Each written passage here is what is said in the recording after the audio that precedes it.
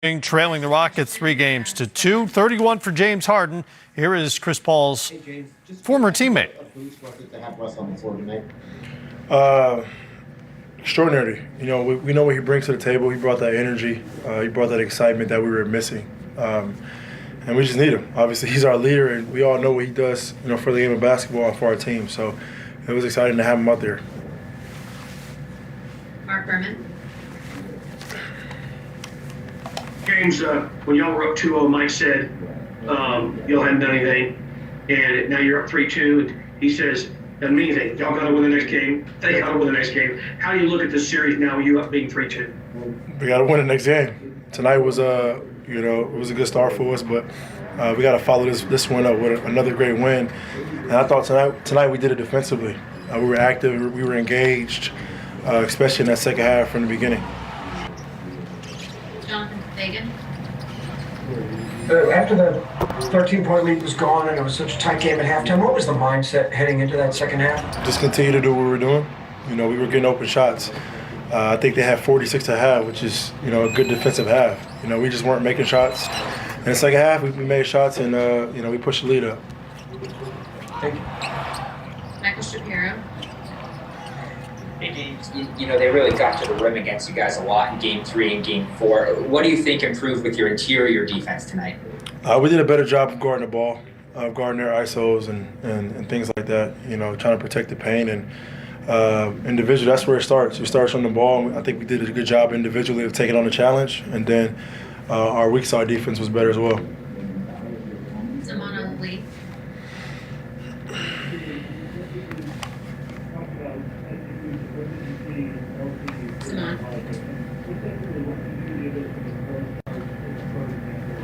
We'll take Andres Lopez. Thank you, James. You have mentioned how defense played a key role in this game, but you guys were also very confident in the offensive side, and you guys were attacking the rim with ease and the buckets were going in. What played the biggest role in today's victory that, as mentioned before, reflects nothing of what the score was at half? It's night and day from what we saw at the halftime from the way that game ended. So did defense play the bigger role tonight, or do you guys still rely heavily on your offense? Defense played the bigger role. It's always going to play the bigger role. I think offense and making shots is a bonus for us. Obviously, you know, if we're making shots, it makes our defense that much better because we're able to get back in transition. But I think defensively we're engaged. And like I said, 14 points in that first quarter. Then, you know, we gave up a big third quarter. Third quarter, I think we relaxed a little bit. And then they picked the tempo up. They started pushing it more in transition. And, you know, that second half, we just, you know, locked back in, got stops when we needed to. Hey, James, how important was the ball movement tonight, just sharing the ball on offense? Huge. I think we were all in attack mode, trying to get into the paint, get into the teeth for their defense, and you know, get shots for our team. And guys made shots. You know, Cub, you know, had a big game tonight. You know, from behind the arc. You know, it was just attack mode on both ends of the floor. Cassidy Hubbard. James, what did you see on the play with PJ and Dennis, and how were you guys able to rally after losing one of your most important players? I didn't see it.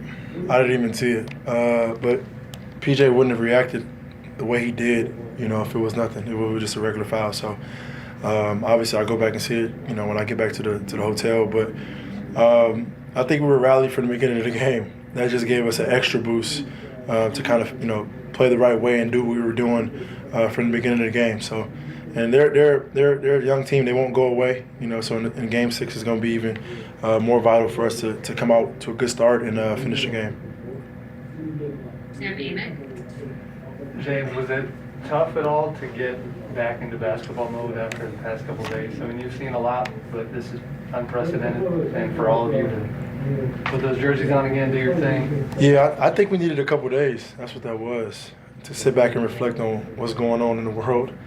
And I think the world needed to know that, you know, we're involved with them. You know, we understand what's going on. So we needed a few days. Obviously, you know, this is bigger than basketball, and we wanted to show the world that we're with them. We're in the fight with them. So, you know, it was difficult. It would have been more difficult if we would have went out there and played any of those other days. But today, I think guys just came together and figured that it's best for us to play and and give the world something to smile about. Just a quick follow. How do you feel about what all of the players accomplished with the owners and those conversations and what came out of it? The conversations went well. Hopefully, we see some immediate change, some immediate, footsteps towards the right way, towards the change. I know we've been talking about it for a very, very long time, and I think, action is the key word that we're looking for. Obviously, it's not going to happen overnight, but the proper steps and action towards those changes is what we're looking for. And I think that conversation that we had with the owners, it was very, very good. Thank you, James. Thanks.